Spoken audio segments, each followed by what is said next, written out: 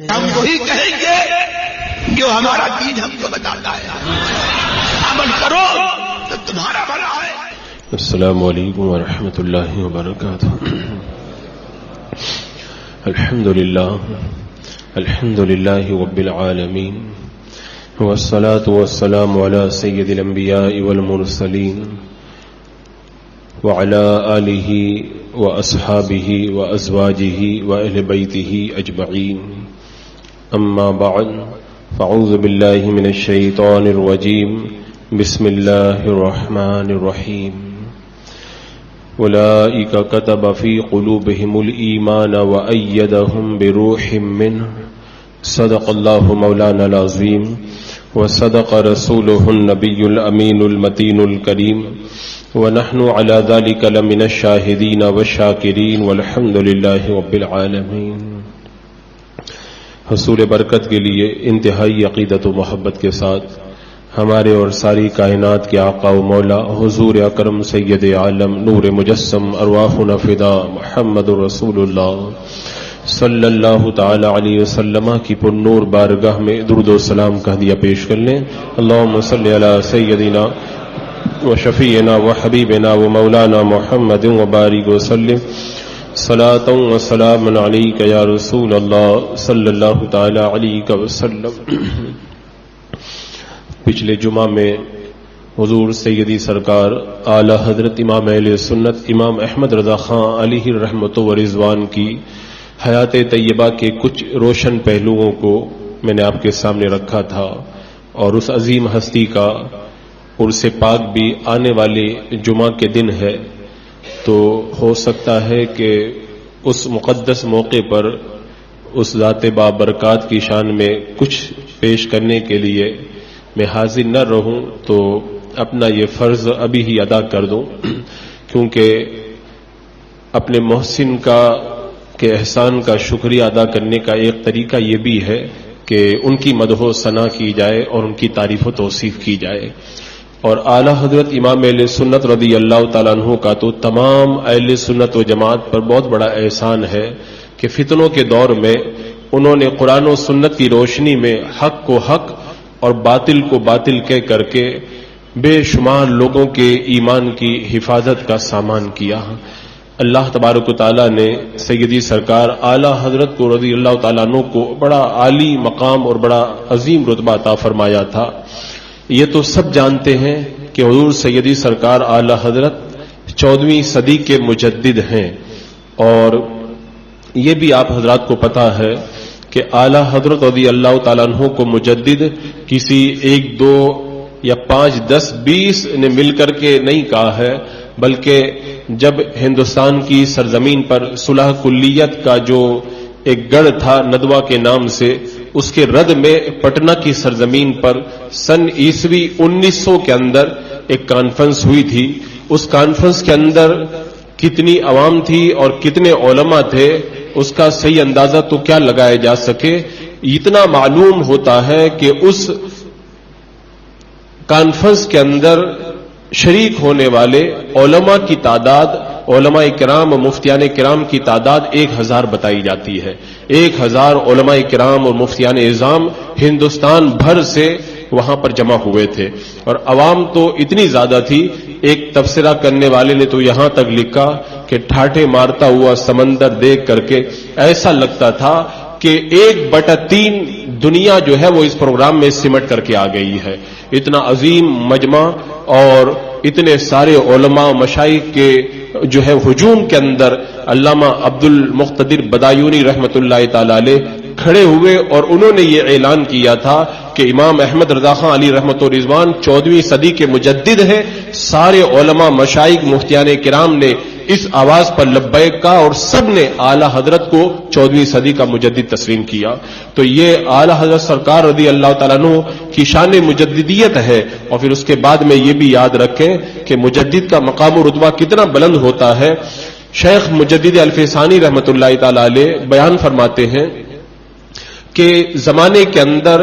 جتنے بھی اہل ایمان ہیں ان کو جتنا فیض ملتا ہے، جتنی برکتیں ملتی ہیں، سب مجدد کے وسیلے سے ملا کرتی ہیں۔ فرماتے ہیں چاہے وہ اقطاب ہوں، اوتاد ہوں، نقبہ ہوں یا نجبہ ہوں، جو بھی اولیاء کرام ہیں جتنا فیض پاتے ہیں اس زمانے کے اندر وہ مجدد کے وسیلے سے فیض پاتے ہیں. تو اسی معلوم ہوتا ہے کہ جو صدی کا مجدد ہوا کرتا ہے وہ اپنے زمانے کے اولیاء کا بھی سردار ہوا کرتا ہے. تو اللہ تبارک و تعالیٰ نے اتنا عظیم رتبہ آپ کو عطا فرمایا. یہ بات میں اس لیے عرض کر رہا ہوں کہ بہت سارے لوگ ولی اسی کو سمجھتے ہیں جو کرامتیں دکھائے اور حیرت انگیز باتیں جس سے ظہور کے اندر آئے، ورنہ صحیح معنوں کے اندر ولی کی کرامت کیا ہے؟ حضور سیدی سرکار غوث العظم شیخ عبد القادر جیلانی رضی اللہ تعالیٰ عنہ فرماتے ہیں ولی کی کرامت یہ ہے کہ اس کا کوئی بھی فعل اللہ کے رسول علیہ السلام کے فرمان کے خلاف نہ ہو، اس کا ہر فعل اللہ کے رسول علیہ السلام کے فرمان کے مطابق ٹھیک اترے،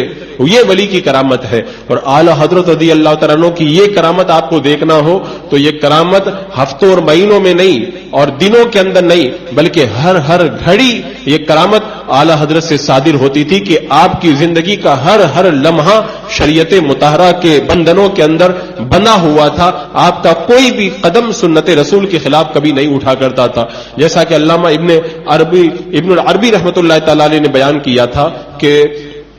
ہواؤں میں اڑنا، پانی پہ چلنا، لوگ اس کو کرامت کہتے ہیں، لوگوں میں اس کو کرامت کہا جاتا ہے. یہ ایک حصی کرامت ہوتی ہے، لیکن معنوی کرامت یہ ہے کہ بندہ شریعت کے واجبات کی پاسداری کرے، بری باتوں سے پرہیز کرے، شریعت کے احکام پر چلے. فرماتے ہیں لوگ جس کو کرامت سمجھتے ہیں ہو سکتا ہے وہ کرامت نہ ہو، وہ کوئی مکر اور دھوکہ ہو، لیکن شریعت پہ چلنا یہ ایسی کرامت ہے اس کے اندر کبھی دھوکہ ہو ہی نہیں سکتا ہے. اگر کوئی بندہ شریعت مطہرہ کے اوپر گامزن ہوتا ہے تو آپ سمجھ جائیں اس میں کوئی مکر نہیں ہے، اللہ تبارک و تعالیٰ نے اسے اپنی بارگاہ کے لیے چن لیا ہے. تو اعلی حضرت سرکار رضی اللہ تعالیٰ عنہ کی پوری زندگی آپ پڑھ کر کے دیکھ لیں، آپ کو یہ کہیں پر بھی ایک ایسا نقطہ نہیں ملے گا کہ اعلی حضرت رضی اللہ تعالیٰ عنہ کا کوئی قدم شریعت کے خلاف اور سنت کے خلاف اٹھاؤ. اور کیسے ہو سکتا ہے؟ اعلی حضرت رضی اللہ تعالیٰ عنہ ابھی پیدا بھی نہیں ہوئے تھے. آپ کے دادا جان علامہ رضا علی خان رحمۃ اللہ تعالی علیہ جو خود اپنے زمانے کے بہت بڑے ولی تھے، اتنے بڑے ولی تھے، ایک بار بیت شریف کی سرزمین پر راہ سے گزر رہے ہیں، کسی عورت نے اوپر مکان سے کافرہ عورت نے آپ کے اوپر رنگ پھینک دیا. اب مریدین جلال میں آئے کہ جا کر کے اس کو جو ہے وہ سزا دے، آپ نے منع فرما دیا. اللہ کی بارگاہ میں ہاتھ اٹھا کر کے دعا کی اللہ اس نے مجھے رنگا ہے تو اس کو رنگ دے. اللہ کے ولی نے دعا کی، وہ عورت آپ کی بارگاہ میں حاضر ہوئی اور کلمہ پڑھ کے مسلمان ہو گئی. اس نے تو دنیا کے رنگ سے آپ کو تکلیف پہنچانے کے لیے رنگا تھا، لیکن اللہ والوں کی یہ شان ہے، آپ نے ایسی دعا دی تو نے میرے اوپر دنیا کا رنگ لگایا، اللہ تعالیٰ نے تیرے اوپر ایمان کا رنگ چڑھا دیا. اور پھر اتنے پائے کے بزرگ جب آپ کے بیٹے علامہ نقی علی خان جو اعلی حضرت رضی اللہ تعالیٰ عنہ کے والد محترم ہیں، انہوں نے ایک بار ایک خواب دیکھا تو اپنے والد محترم یعنی اعلی حضرت کے دادا علامہ رضا علی خان کی بارگاہ میں گئے اور جانے کے بعد نے بتایا کہ والد محترم میں نے آج ایسا خواب دیکھا ہے. تو اعلی حضرت کے دادا نے اس خواب کی تعبیر یہ بتائی کہ اللہ تبارک و تعالیٰ ایک ایسا فرزند، ایک ایسا نیک بچہ تمہیں عطا فرمائے گا جو علم کا دریا ہوگا، علوم کا دریا ہوگا اور مشرق سے لے کے مغرب تک اس کی شہرت ہوگی. بتاؤ ابھی اعلی حضرت پیدا بھی نہیں ہوئے اور اعلی حضرت رضی اللہ تعالیٰ عنہ کے دادا جان ابھی سے دیکھ رہے ہیں کہ میرا پیدا ہونے والا پوتا مشرق اور مغرب کے اندر کتنی شہرتوں اور عظمتوں کا حامل ہوگا. اور جب اعلی حضرت رضی اللہ تعالیٰ عنہ کی پیدائش ہوئی تو علامہ نقی علی خان رحمۃ اللہ تعالی علیہ اپنے بیٹے امام احمد رضا کو جب اپنے والد کی بارگاہ میں لے کر کے گئے، جب دادا نے پوتے کو گود میں لیا تو گود میں لے کر کے دادا نے یہ جملہ کہا تھا کہ یہ وہ بچہ ہے کہ دنیا اس کے چشمے عرفان سے سیراب ہوگی. بتاؤ آج کتنا زمانہ گزر گیا، اس ولی نے اپنی زبان مبارک سے یہ جملہ کہا تھا. آج اعلی حضرت کے وصال کو بھی 104 سال ہونے جا رہے ہیں اور اس وقت بھی جب اعلی حضرت اپنی حیات طیبہ میں ظاہری حیات میں موجود تھے تب بھی دنیا سیراب ہوئی. صدی گزر گئی، لوگ سیراب ہو رہے اور نہ جانے کتنی صدیوں تک اعلی حضرت کا چشمہ عرفان ہے جس سے لوگ سیراب ہوتے رہیں گے. عزیزان مکرم، اعلی حضرت رضی اللہ تعالیٰ عنہ کی حیات طیبہ کو جب بندہ پڑھتا ہے عام طور پر لوگ یہ سمجھتے ہیں بہت بڑے عالم تھے، لیکن جب آپ کی زندگی کو کوئی پڑھے گا تو اسے یہ سمجھ میں آئے گا آپ جتنے بڑے عالم تھے اتنے ہی بڑے اللہ کے ولی بھی تھے۔ اور امام غزالی رحمۃ اللہ تعالی علیہ فرماتے ہیں شریعت پہ چلنے والا عالم اگر ولی نہیں ہے تو پھر دنیا کے اندر ولی کون ہوگا؟ اور پھر اعلی حضرت کی حیات طیبہ کا عالم تو یہ ہے کہ آپ کے پڑوس کے اندر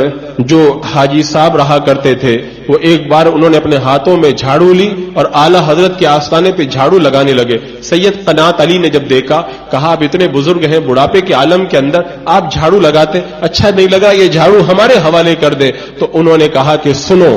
اعلی حضرت رضی اللہ تعالیٰ عنہ اگرچہ عمر کے اندر مجھ سے چھوٹے ہیں، میں عمر میں بڑا ہوں، لیکن سنو میں اس آستانے پہ جو جھاڑو لگا رہا ہوں یہ میرے لیے فخر کی بات ہے، کیونکہ میں نے ان کا بچپن بھی دیکھا ہے، میں نے اعلی حضرت کی جوانی بھی دیکھی ہے اور میں نے اعلی حضرت کا بڑھاپا بھی دیکھا ہے۔ اگر آج ہم کتابوں میں پڑھ کر کے کچھ بیان کریں تو ہو سکتا ہے لوگ کہیں کہ عقیدت کے اندر تعریف کے اندر لوگوں نے لکھ دیا ہوگا، لیکن وہ بندہ کہہ رہا ہے جس نے بچپن بھی دیکھا ہے، جوانی بھی دیکھی ہے اور بڑھاپا بھی دیکھا ہے۔ بڑھاپے اور جوانی میں تو کچھ بات سمجھ میں آتی ہے، بچپنا تو پھر بچپنا ہوتا ہے، لیکن حاجی صاحب نے سید قناعت علی سے کہا میں نے ان کو بچپن کے اندر بھی یکتا روزگار پایا، جوانی میں بھی یکتا روزگار پایا اور بڑھاپے میں بھی میں دیکھ رہا ہوں کہ یکتا روزگار ہے۔ اس کے بعد میں حاجی صاحب نے کہا کہ بڑھاپے میں تو ہر کوئی بزرگ بن جاتا ہے، میں نے ان کو بچپن جوانی اور بڑھاپے ہر عمر کے اندر بزرگ ہی بزرگ پایا ہے میں نے، تو میرے لیے فخر کی بات ہے کہ میں ان کے آستانے پہ جھاڑو لگاؤں۔ تو حضرات مکرم یہ جو اللہ تبارک و تعالیٰ نے آپ کو مقام و رتبہ عطا فرمایا، بعد میں عقیدت مندوں کی تعریف کی وجہ سے جھوٹا پروپیگنڈا نہیں کیا گیا، بلکہ جنہوں نے ان کی حیات طیبہ کو شروع سے لے کے اخیر تک دیکھا تھا وہ گواہی دے رہے ہیں۔ اور اس کا اندازہ آپ اس سے بھی تو لگا سکتے ہیں کہ اعلی حضرت رضی اللہ تعالیٰ عنہ کی عمر شریف ابھی 22 سال کی تھی۔ 22 سال کی عمر ہوتی کیا ہے؟ بہت سارے لوگ تو 22 سال کی عمر تک گلیوں میں کھیلنے کی عمر سمجھتے ہیں، لیکن اعلی حضرت کی عمر شریف جب 22 سال کی ہوئی، اپنے والد محترم علامہ نقی علی خان رحمۃ اللہ تعالی علیہ کے ساتھ اس زمانے کے ولی کامل پیر کامل شہنشاہ ماریرا آل رسول ماریروی رحمۃ اللہ تعالی علیہ کی بارگاہ میں جب مرید ہونے کے لیے حاضر ہوئے، آل رسول سید آل رسول ماریروی رحمۃ اللہ تعالی علیہ نے مرید بھی بنایا اور مرید بنا کر کے خلافت بھی عطا فرما دی۔ تو اس وقت سارے لوگ حیران و پریشان تھے۔ اس بارگاہ کا معمول یہ ہے، لوگ دور دور سے آتے ہیں،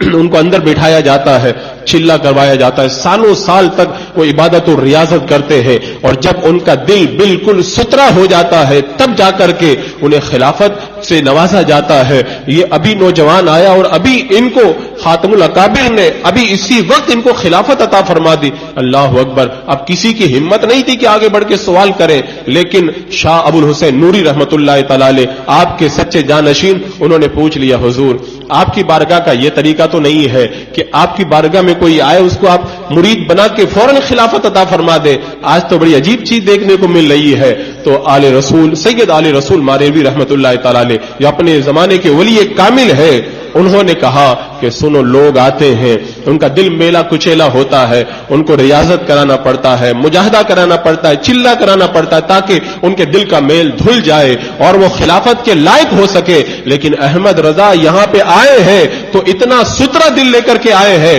اب مزید ان کو چلا کرانے کی ضرورت نہیں ہے، انہیں اتصال نسبت کی ضرورت تھی، وہ نسبت میں نے عطا کر دی۔ اور اس کے بعد میں سید آل رسول ماریروی رحمۃ اللہ تعالی علیہ نے ایک جملہ کہا جس سے اعلی حضرت کی عظمتوں کو ساری دنیا نے جان لیا اور ساری دنیا سمجھ گئی کہ وقت کا ولی کامل جس پہ ناز کر رہا ہے اس کا مقام و رتبہ کتنا ہوگا۔ فرمایا مجھے یہ فکر ستاتی تھی کل قیامت کے دن مولا مجھ سے پوچھے گا، مولا علیہ رسول تو میرے لیے کیا لے کر کے آیا ہے؟ میں سوچتا تھا رب کی بارگاہ میں کیا جواب دوں گا، آج میری یہ فکر دور ہو گئی ہے۔ کل قیامت کے دن میرا مولا اگر مجھ سے پوچھے گا آل رسول بول میرے لیے کیا لایا ہے، میں احمد رضا کو پیش کر دوں گا، اے مولا تیری بارگاہ میں احمد رضا لے کر کے آیا ہوں۔ بتاؤ خاتم الاکابر جس کے اوپر فخر کر رہے، ورنہ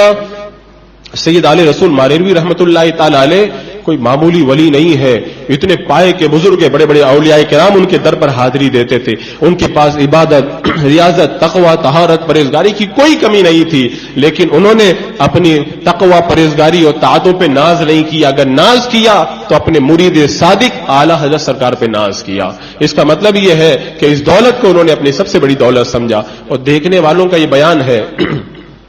جب اعلی حضرت رضی اللہ تعالیٰ عنہ اپنے پیر و مرشد سید آل رسول رحمۃ اللہ تعالی علیہ کے ساتھ خانقاہ میں گئے،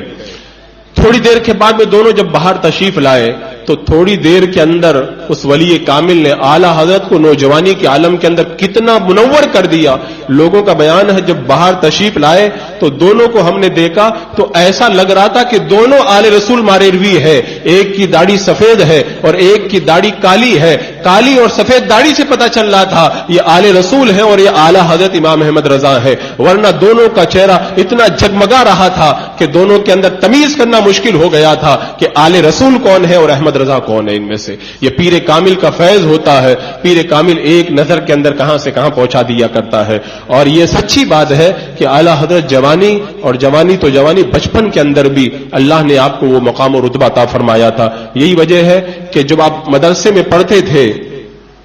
اسی وقت سے شریعت میں پورے طور پر چلتے تھے۔ سیدنا سرکار غوث پاک رضی اللہ تعالیٰ عنہ نے فرمایا نا کہ ولی کی کرامت یہ ہے کہ اس کا کوئی بھی فعل شریعت کے خلاف نہیں ہونا چاہیے۔ اعلی حضرت رضی اللہ تعالیٰ عنہ پڑھ رہے استاد کے پاس، ایک بچہ آیا،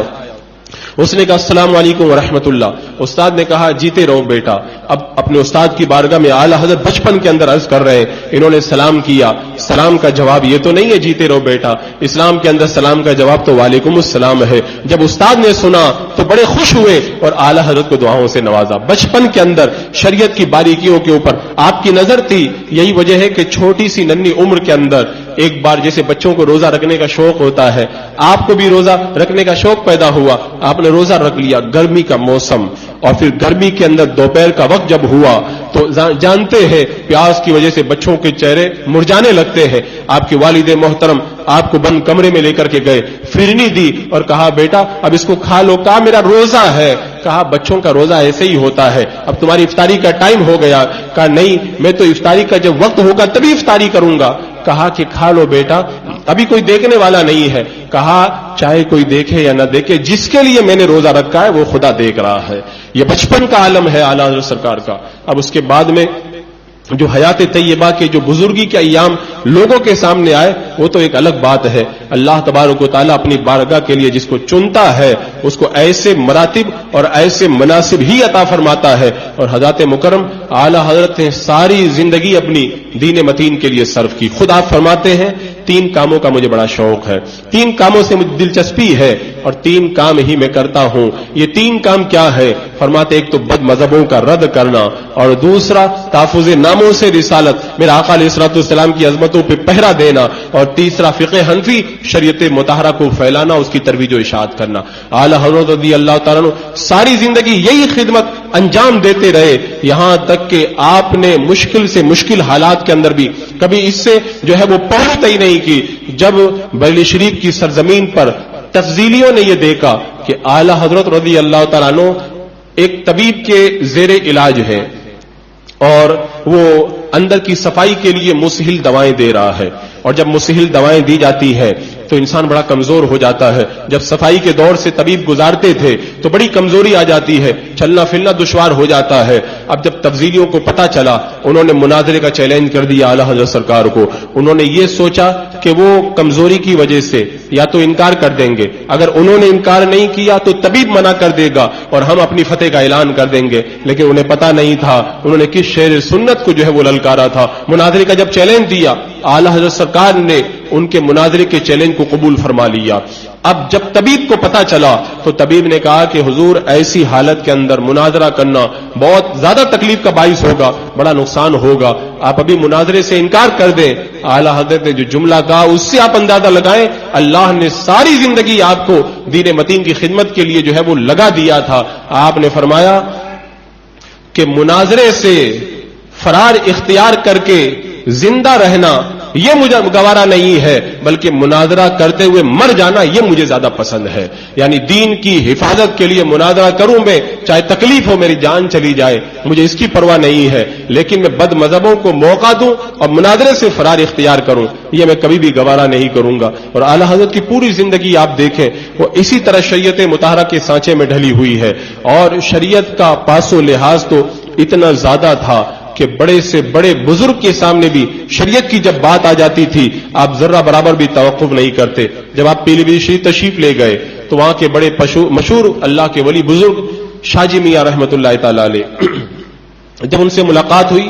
تو دیکھا کہ وہ بے پردہ عورتوں کو لے کر کے مرید کر رہے ہیں۔ اب یہ شریعت کے اندر جائز تو نہیں ہے، آج کل بھی بہت سارے ڈھونگی لوگوں کو دیکھا جاتا ہے کہ وہ جو ہے وہ شریعت کے خلاف ایسے کام کرتے ہوئے نظر آتے ہیں، خاص طور سے بے پردہ عورتیں ان کے پاس میں جاتی ہے۔ اعلی حضرت سرکار سے یہ پوچھا گیا پیر کس کو بنانا چاہیے، آپ نے 4 شرطیں بتائی، 4 شرطیں جس کے اندر پائی جائیں گی وہی پیر بنانے کے لائق ہے، اور اگر یہ شرطیں اس میں نہیں پائی جا رہی ہے وہ پیر نہیں ہو سکتا ہے۔ آپ نے فرمایا اس کا سلسلہ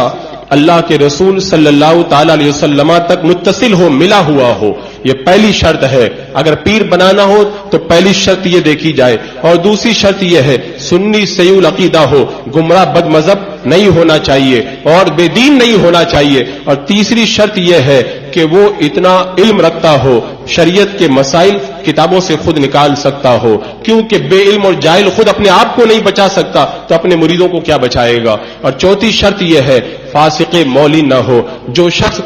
2-2 4-4 انگوٹھیاں پہنے، بے پردہ عورتوں سے ملاقات کرے، نشہ کے اندر جو ہے وہ گرفتار رہے، یا شریعت مطہرہ کی حرمتوں کو پامال کرے، اتنے لمبے بال رکھے کہ کندھوں سے نیچے لٹکتے ہو، یا اس کے چہرے پہ داڑھی نہ ہو، جو فاسق مولین ہو وہ کبھی پیر نہیں ہو سکتا۔ اعلی حضرت سرکار نے ساری زندگی لوگوں کو یہی بتایا۔ اب جب شاہ جی میاں سے ملاقات کے لیے گئے، دیکھا کہ بے پردہ عورتیں موجود ہیں، آپ نے ملاقات نہیں کی، واپس چلے آئے۔ حضور شاہ جی میاں رحمت اللہ تعالی علیہ کو اپنی غلطی کا احساس ہوا۔ شام کا وقت ہوا، اعلی حضرت اسٹیشن پہ پہنچے پیلی بھیت شریف کے اندر، تو حضور شاہ جی میاں ملاقات کے لیے آئے اور کہا کہ میں توبہ کرتا ہوں، آج کے بعد میں کسی بے پردہ عورت کو اپنے پاس میں نہیں آنے دوں گا۔ اعلی حضرت کا غصہ اپنے لیے نہیں تھا، شریعت کے لیے تھا۔ جب انہوں نے توبہ کر لی اور وعدہ کر لیا، اعلی حضرت نے مصافحہ بھی کیا، ان سے معانقہ بھی فرمایا۔ یہ آپ کی شریعت مطہرہ کی پاسداری کا عالم تھا۔ کسی ایک شخص آپ کی بارگاہ میں آیا اور آ کر کے مرید ہو گیا، اور عام طور پہ لوگ بہت سارے مرید ہوتے ہیں تو سوچتے ہیں پیر صاحب کوئی ایسا وظیفہ بتا دیں کہ میرا کام چل جائے۔ اب اس نے بھی کہا کہ حضور کوئی وظیفہ بتا دیں۔ اعلی حضرت نے فرمایا کہ تمہارے چہرے پہ داڑھی نہیں ہے،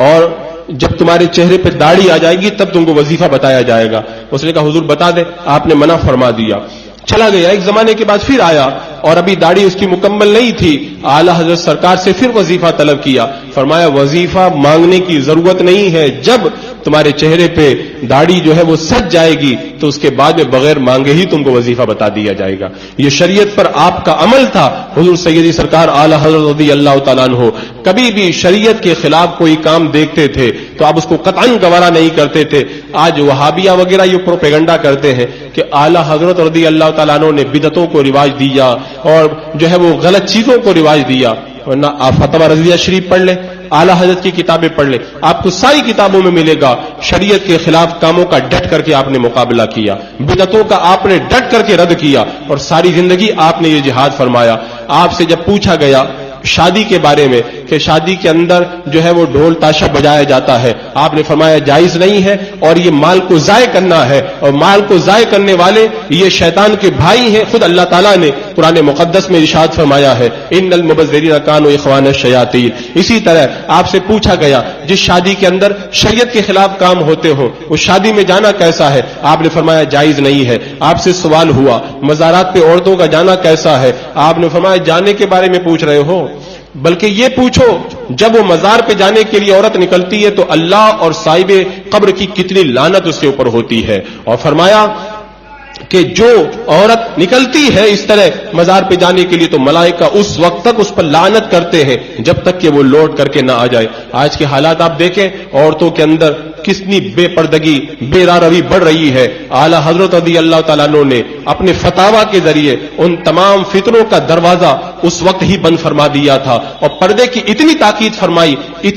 فرمائی کہ غیر محرم کے سامنے نہ تو گلا کھلا ہوا نظر آئے، نہ کلائیاں کھلی ہوئی ہو، نہ پاؤں کا کوئی پنڈلی کا حصہ نظر آئے، نہ سینہ اور بازو وغیرہ نظر آئے۔ اگر کوئی ایسا کرتی ہے تو یہ سخت ناجائز و حرام ہے۔ آج اعلی حضرت سرکار کی تعلیمات کو عام کیا جائے تو لوگوں کو پتا چلے گا کہ اعلی حضرت نے بدعتوں کو رواج نہیں دیا۔ ایک شخص نے سوال کیا کہ کچھ عورتیں منت مانتی ہیں کہ اپنے سر پہ میں فلاں ولی کے نام سے اپنے بچے کو چوٹی رکھواؤں گی۔ اعلی حضرت نے فرمایا یہ بدعت ہے، یہ جائز نہیں ہے۔ اعلی حضرت پر بدعتوں کو پھیلانے کا الزام لگانا یہ وہابیہ کی الزام تراشی ہے۔ ساری زندگی جو شریعت کے اوپر عمل کرتا رہا ہو اور دوسروں کو چلاتا رہا ہو، وہ کیسے شریعت کے خلاف کوئی کام کر جائے گا؟ اور میں نے جیسا کہ ابھی بتایا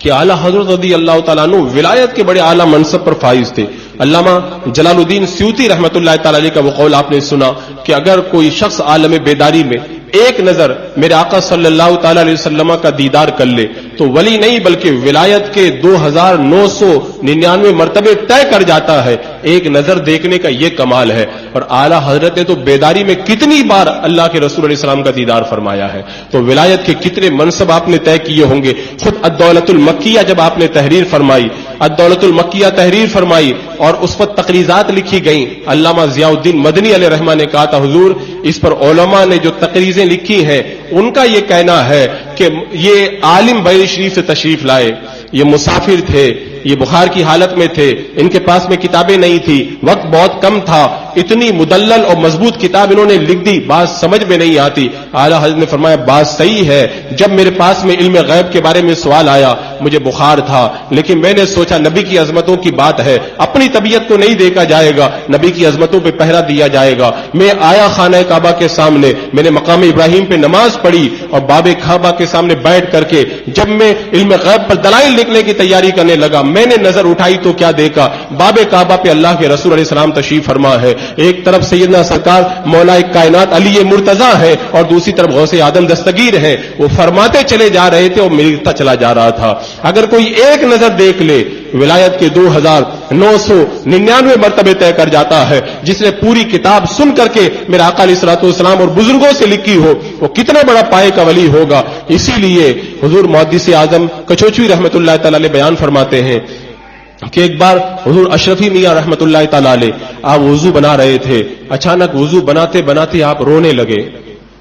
اب حضور اشرفی میاں رحمۃ اللہ تعالی علیہ بڑے جاؤ جلال والے بزرگ اور بڑے کمال کے بزرگ، کس کی ہمت کہ آگے بڑھ کر کے آپ سے سوال کریں کہ حضور کیا بات ہے؟ آپ وضو بناتے بناتے آنکھوں میں آپ کے آنسو آ گئے، آپ رونے لگے۔ حضور محدث اعظم کچوچی رحمۃ اللہ تعالی علیہ فرماتے ہیں میں آگے بڑھا اور میں نے سوال کیا کہ حضور کیا بات ہے؟ ابھی آپ وضو بنا رہے تھے اور اچانک آپ نے رونا شروع کر دیا، ماجرا کیا ہے؟ تو حضور اشرفی میاں رحمۃ اللہ تعالی علیہ نے فرمایا میں فرشتوں کے کندھوں پر قطب الارشاد کا جنازہ دیکھ رہا ہوں۔ تھوڑی دیر کے بعد میں خبر آئی کہ اعلیٰ حضرت کا بیلی شریف کے اندر وصال ہو گیا ہے۔ وقت ولی کہہ رہا ہے کہ میں اعلیٰ حضرت جو قطب الارشاد ہے ان کا جنازہ جو ہے وہ اپنی روحانی آنکھوں سے فرشتوں کے کندھوں کے اوپر دیکھ رہا ہوں۔ اللہ نے جس کو اتنا عالی منصب عطا فرمایا ہو اور اتنے فضل و کمال کا مالک بنایا ہو، وہ بندہ جو ہے وہ اللہ تبارک و تعالیٰ کی بارگاہ میں کتنا مقبول ہے، اس کی مقبولیت کا اندازہ اس سے لگایا جا سکتا ہے۔ 104 سال ہو گئے وصال کو،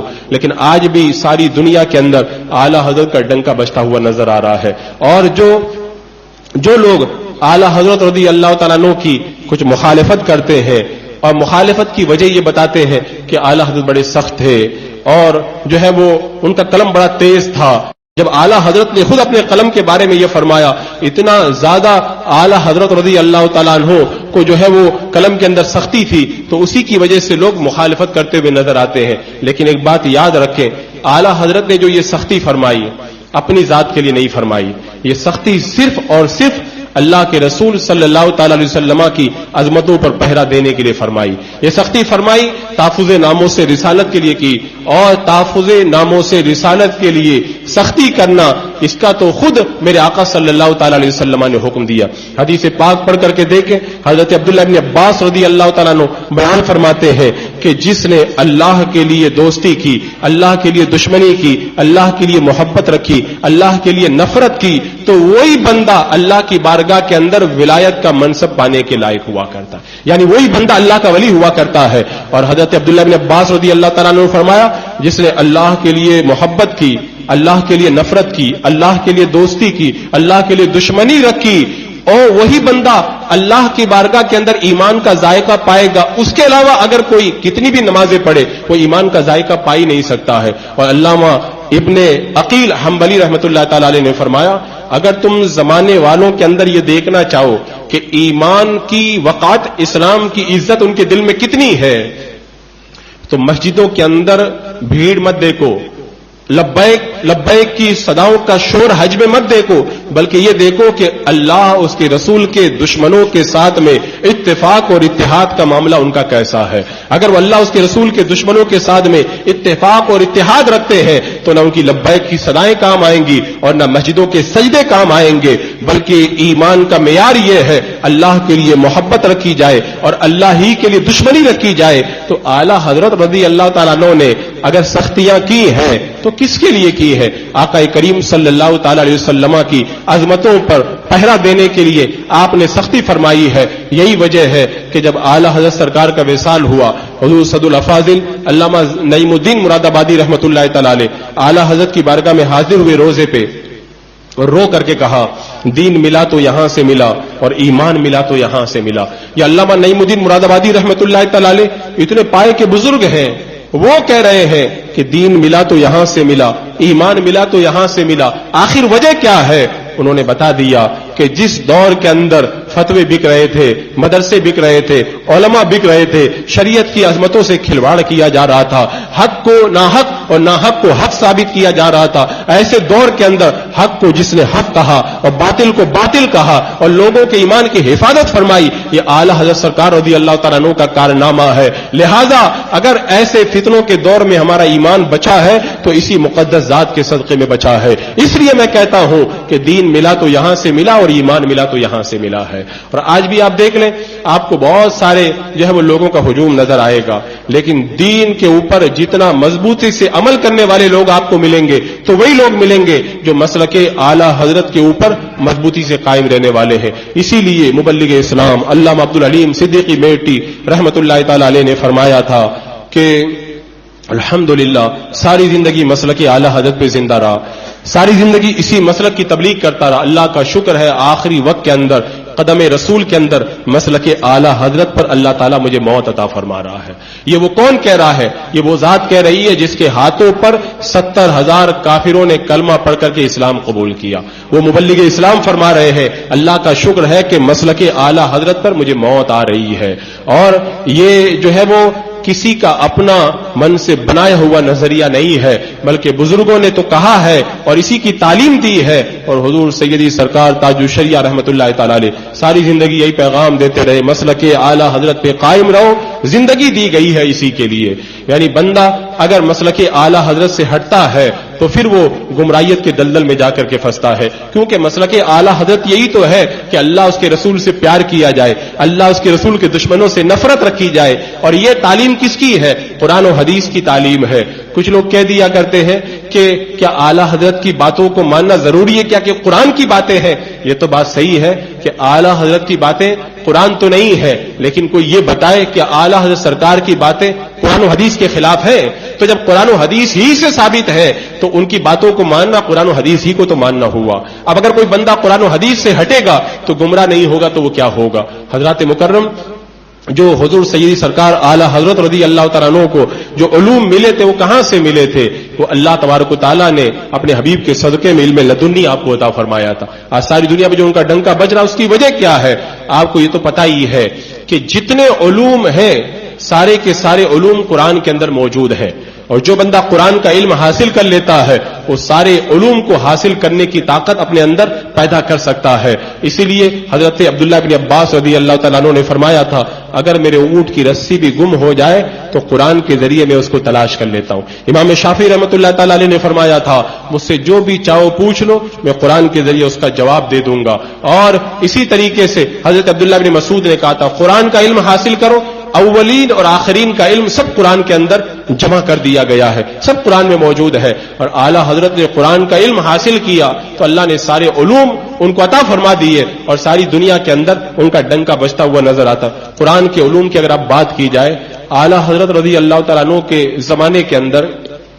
کتنے ایسے فتنے اٹھے تھے کہ اس زمانے کے علماء ان فتنوں کا مقابلہ کرنے کی طاقت نہیں رکھتے تھے. کالج کے بچے خوب جانتے ہیں کہ زمین گھومتی ہے، یہ ایسا مسئلہ ہے جو کالجوں کے اندر جو ہے بڑی پابندی کے ساتھ پڑھایا جاتا ہے. نیوٹن اور آئنسٹائن وغیرہ کے نظریات کو کتنے زور و شور سے پڑھایا جاتا ہے. اعلیٰ حضرت رضی اللہ تعالیٰ عنہ نے نیوٹن وغیرہ کی رد میں 3 کتابیں لکھی اور یہ ثابت کیا کہ آسمان اور زمین یہ گھوم نہیں رہے ہیں، بلکہ اللہ تبارک و تعالیٰ نے زمین کو ساکن رکھا ہے. اور پھر آپ دلیل کی بات کریں، اعلیٰ حضرت نے اس پر 105 دلیلیں دی. 105 میں سے 15 دلیلیں پچھلی کتابوں سے دی اور فرمایا کہ اس میں سے 90 دلیلیں خود اعلیٰ حضرت نے اپنی طرف سے پیش فرمائی ہے. بتاؤ علم سائنس کے اندر جو 90 دلیلیں اپنی طرف سے پیش کرنے کی طاقت رکھتا ہو، اللہ تبارک و تعالیٰ نے اسے علم کا کتنا بڑا دریا بنایا ہوگا. اور قرآن میں تو سارے علوم موجود ہے. بندہ جب قرآن کے علم کو حاصل کرتا ہے وہ علم کا جامع بن جاتا ہے.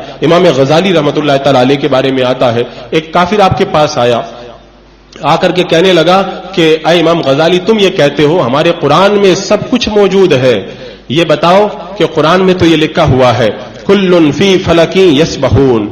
کہ چاند اور سورج ایک گھیرے میں تیر رہے ہیں. تو تیرنے کا مطلب ہے کہ وہ سیدھی حرکت کر رہے ہیں. تو قرآن میں تو صرف چاند اور سورج کی ایک حرکت کو بیان کیا گیا، حالانکہ سائنس یہ کہتی ہے چاند اور سورج کی 2 حرکتیں ہیں، ایک حرکت سیدھی حرکت ہے اور ایک جو ہے وہ معکوس الٹی حرکت ہے. قرآن میں سیدھی حرکت کا تو ذکر ہے لیکن الٹی حرکت کو ذکر نہیں کیا. امام غزالی رحمۃ اللہ تعالی علیہ نے فرمایا قرآن کی جس آیت کو تم نے دائیں طرف سے پڑھا ہے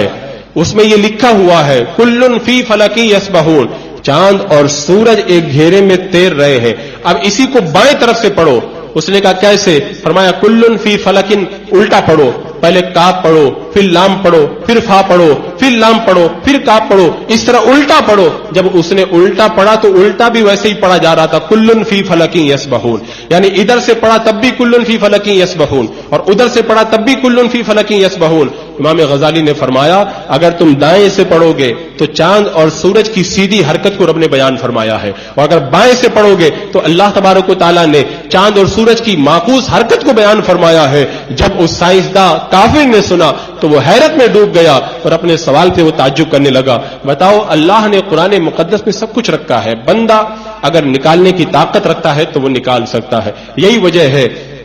کہ جب اعلیٰ حضرت کے زمانے میں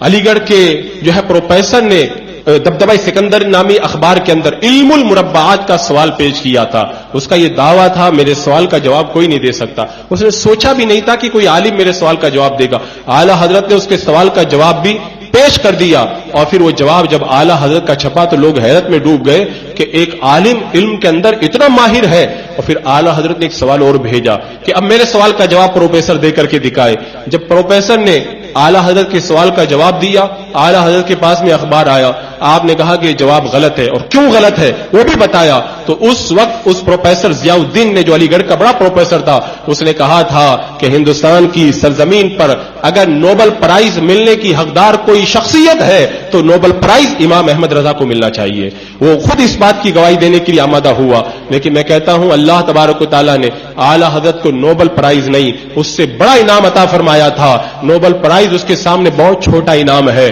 اور ایسے نوبل پرائز انعام پانے والے تو ان کا نام مٹ جاتا ہے، لیکن اعلیٰ حضرت کو جو انعام ملا صدی گزر گئی لیکن آج بھی لوگوں کے دلوں سے رضا رضا کی صدا سنائی دیتی ہے. سب ان سے جلنے والوں کے غل ہو گئے چراغ، احمد رضا کی شمع فروزاں ہے. آج بھی اللہ تبارک و تعالیٰ اس مرد مجاہد کی قبر نور پر رحمت و انوار کی بارش نازل فرمائے اور ان کے سچے مسلک پر ہمیں چلنے کی توفیق عطا فرمائے.